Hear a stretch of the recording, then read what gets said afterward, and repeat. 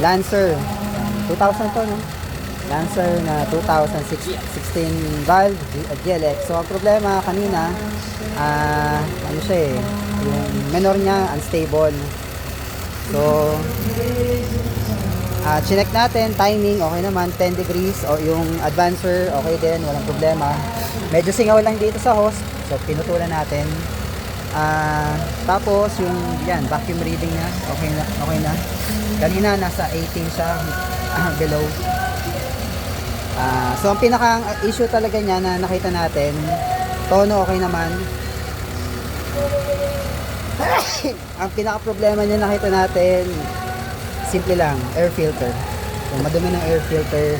So yun lang, hindi naman natin kailangan galawin, papalitan lang air filter. Yun lang.